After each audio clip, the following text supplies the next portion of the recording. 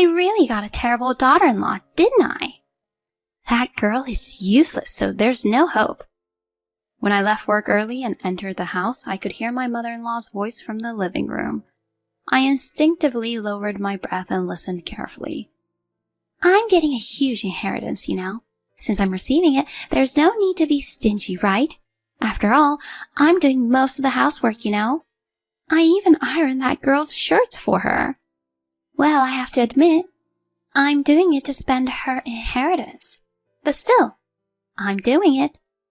It seems like she's talking about me. My mother-in-law is talking about me. But I'm taken aback by her tone. My usual mother-in-law is very kind and considerate, even taking the initiative with household chores. I've never heard her speak like this before. Calling me a bad daughter-in-law or useless? Was my mother-in-law always like this? And talking about an inheritance? Could she be referring to that thing I inherited from my aunt? I quietly approached the living room, concealing my footsteps and presence. If she didn't have an inheritance, that girl, I wouldn't have accepted her as a daughter-in-law. She's plain and uninteresting. She's the kind of daughter-in-law you can't brag about to the neighbors. It's all for the sake of money, isn't it? Endurance, it's all about endurance. During all this time, my mother-in-law had been constantly making derogatory comments about me. I wonder who she's talking to. I discreetly peeked inside and saw the person she was talking to. I gasped in surprise. And my mother-in-law, with a smirk on her face, said, "That's right," and clapped her hands. She passed away, leaving an inheritance for that girl. She was her niece, you see. But the truth is... I felt like screaming as my mother-in-law spoke, but I quickly covered my mouth. No way. Can that really be? My name is Arya. I'm a 28-year-old housewife. I met my husband, Luke, through a coworker's invitation to a group date. We got to know each other at the mixer, and we hit it off, starting a relationship. I lost my parents in an accident when I was young, and my father's sister, Caroline, raised me. Even though Aunt Caroline had gone through a divorce when she was young, she became a successful businesswoman and raised me with strict yet loving care. She put me through college, and when I received my first paycheck as a working adult, I treated her to a meal as a token of my gratitude. Around that time, Aunt Caroline was diagnosed with cancer. When we found out, it had already spread throughout her body, and there was nothing that could be done. She was given a short time to live. Aunt Caroline probably had a sense of what was coming. She entrusted her company to a trusted colleague, and there were no major disputes. Last year, Aunt Caroline passed away, and many people, including her employees and the company's legal counsel, attended her funeral. Arya, are you okay? Take a break for a bit. Look, thank you. I had lost my only family member and was feeling worn out and down, but the one who encouraged me was my boyfriend at the time, who would later become my husband. He continued to support me, and he has been there for me ever since. Luke is truly kind. I want to spend the rest of my life with him. Afterward, he proposed to me, and I decided to get married. When we went to his house for the marriage proposal, my mother-in-law warmly welcomed me. If you, Arya, are willing to join our family, I would be very happy. She said it with joy and served tea. I had met my mother-in-law a few times before, and she had even visited our home when we were living together. However, I had never discussed my family before. So at this moment, I opened up and told her that both my parents had passed away, and my aunt, who had raised me, had also passed away last year. But my mother-in-law, without making a single unpleasant face, said, "It must have been tough," and she teared up as she comforted me. I felt relieved by her kindness. She was such a caring mother-in-law. So, Arya, my mom has been divorced for a while now. Since I became a working adult, she's been living alone. But last month, she had a fall and injured her leg. And I started worrying about her age. Arya, if it's okay with you, would you be willing to live with my mom after we get married? His proposal gave me a moment of hesitation. I had wanted to enjoy our newlywed life together, just the two of us. I wondered if I could manage living with my in-law. I'll take care of the household chores. Arya, It's okay for you to continue working, all right? I had wanted to keep working, so her offer was appreciated. Besides, my mother-in-law was a very kind and helpful person. I thought we might be able to make it work. With that in mind, I agreed to living together. And so the three of us started living together. Both my husband and I had busy jobs, but my mother-in-law graciously took care of the household tasks. She even prepared dinner for us before we got home, and I couldn't stop feeling grateful. We had been living like this for a while, but recently I started feeling that our place was too cramped. When we discussed our future, the idea of a slightly larger house came up. That's when we began considering moving to a new home. However, every time we discussed house options, my husband and mother-in-law started making demands for more upscale preferences. Thinking about having children in the future, it's better to have more rooms, right? And the living room should be spacious too. In that case, considering Mom's future and to prevent further injuries, wouldn't it be better to have a barrier-free design? If we do that, the house should be reasonably spacious inside as well. I'd also like to have a pantry, and maybe a kitchen with a counter. My mother-in-law and husband were enthusiastically making suggestions about the house. It seemed like the cost might be higher than I had initially thought. We do have some inheritance from my aunt, so we could cover it to some extent, but as I pondered this, my mother-in-law let out a somewhat troubled voice. Recently, there has been an increase in foreigners, and the security isn't great. Around here, the security is good and it's safe, isn't it? The location she pointed out on the map was a high-end residential area. I cautiously suggested that this might be a bit difficult, but my suggestion was met with a shake of the head. My mother-in-law expressed concern that if we had children and lived in an area with poor security, they wouldn't be able to play outside and it would be tough for them. She mentioned that I also had late work days, so it would be best to be in a safe place. She emphasized that she was thinking about my well-being, and my husband agreed with her. I want to protect my family. Let's move to a place where we can feel even a little safer.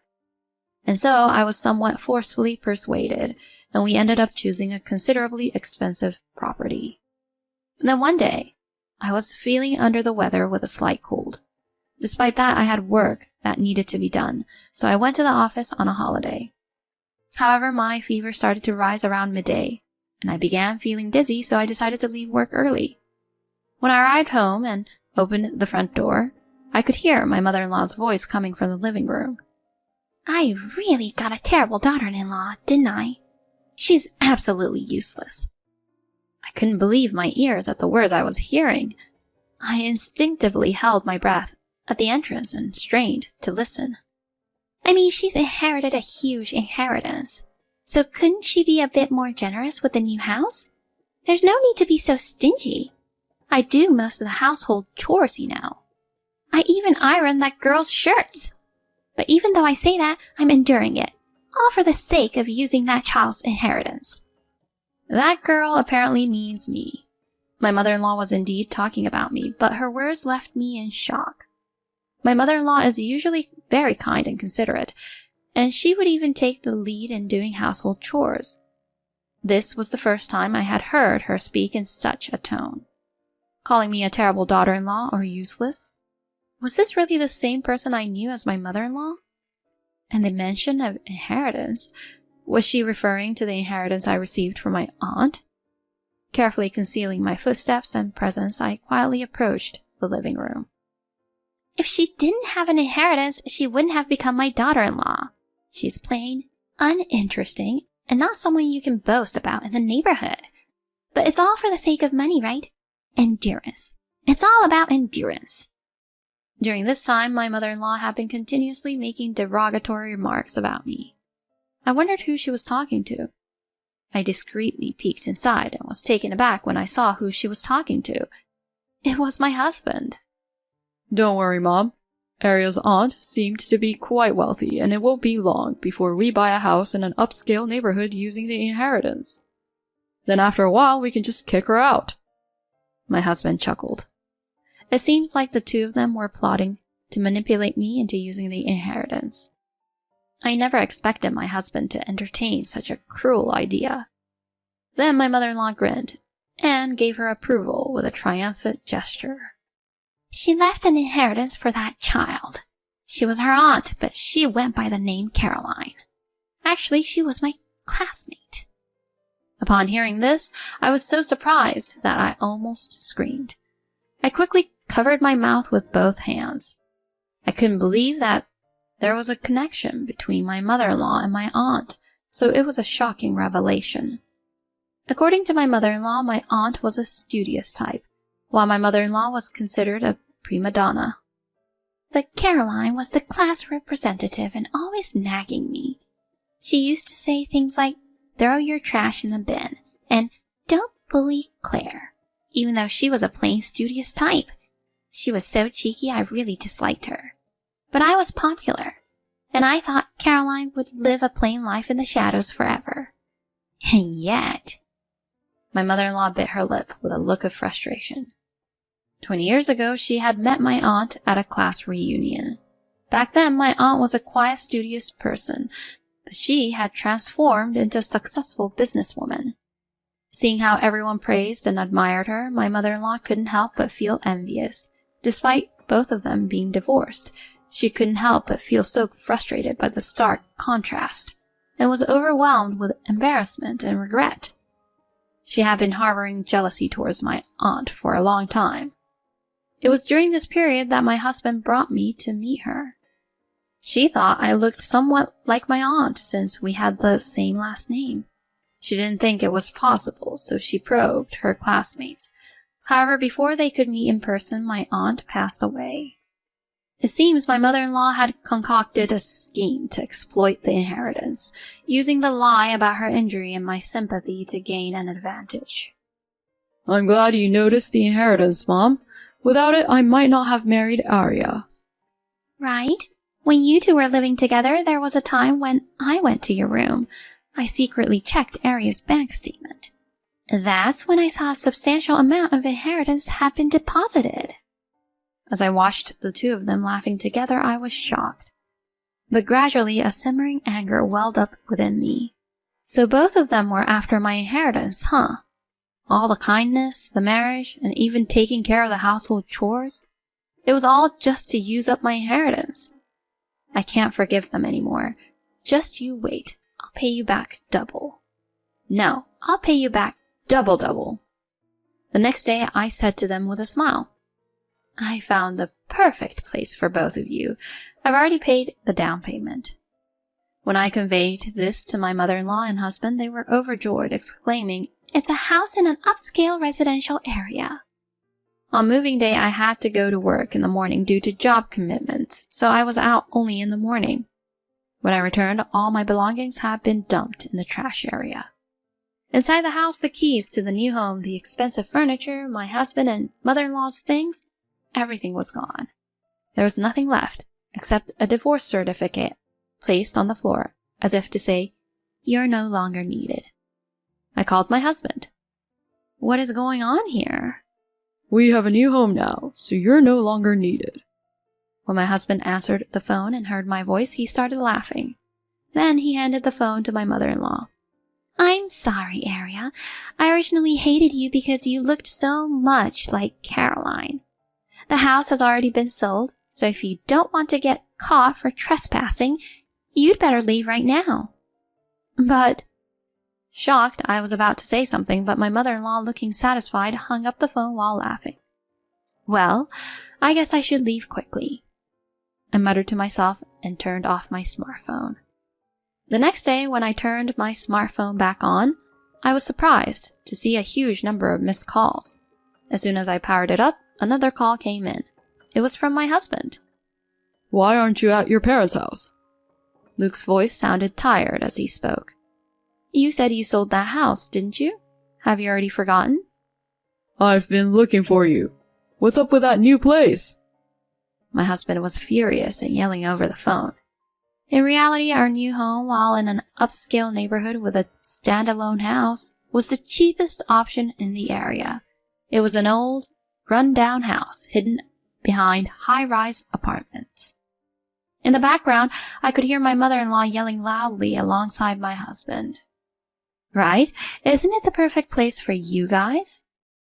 I couldn't hold back my laughter any longer. Yesterday I had pretended to be shocked, but after hanging up, I had a good laugh because my plan had worked. I had actually moved to a luxury apartment that I had prepared in advance. What do you mean, the perfect place? This is ridiculous. When I sneakily checked your bank statement, I saw that $300,000 had disappeared. I thought for sure you had used it for the new house. I overheard my mother-in-law accidentally revealing this behind my husband.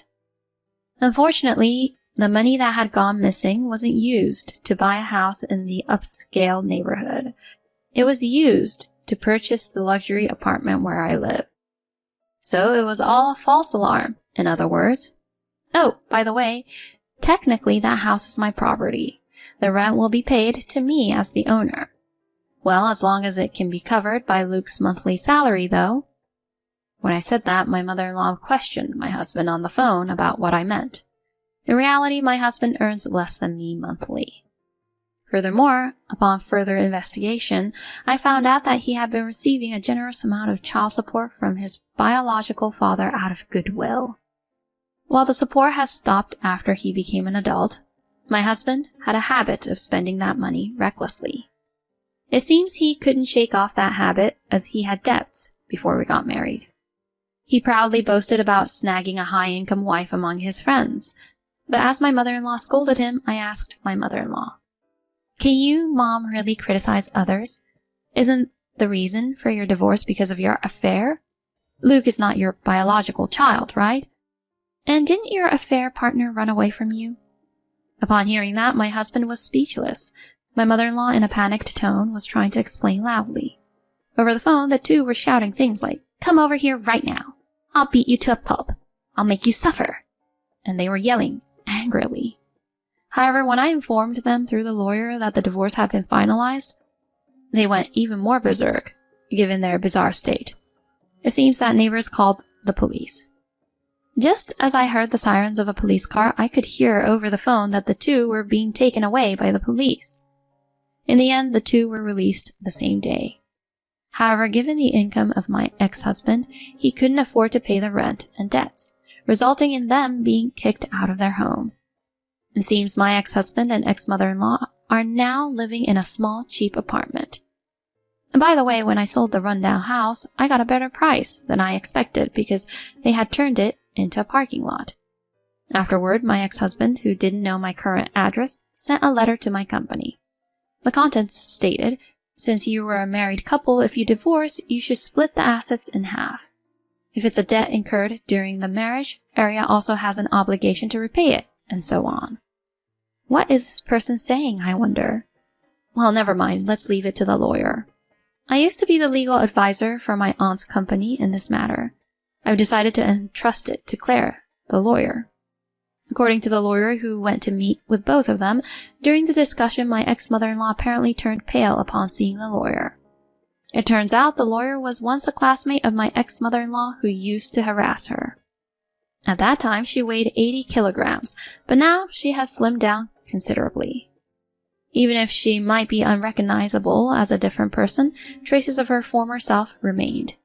She used to be a great partner for my aunt as her legal advisor, but it seems my ex-mother-in-law wasn't aware of that. "If you continue to hound Aria any further, I will completely crush all of you." The lawyer, while laughing at my ex-mother-in-law and the others, it seems they exerted pressure in a low voice. Premarital debts are not the responsibility of the wife to repay. Furthermore, since the inheritance was acquired before marriage, Luke does not have any rights to it. She firmly asserted this to my ex-husband once again. Furthermore, with regards to my ex-mother-in-law, "Caroline is different from you. She built her wealth through her own efforts, unlike you who deceived her husband and cheated. I'd rather not be associated with you," she said. And my ex-mother-in-law, unable to say anything in response, just hung her head, her face pale. Afterward, my ex-husband found himself drowning in debt and tried desperately to find ways to gather money. It seems he was abandoned even by his friends. He tried to cling to my ex-father-in-law, who had been providing child support, but he coldly pushed him away. It seems he eventually called the police after his persistent attempts.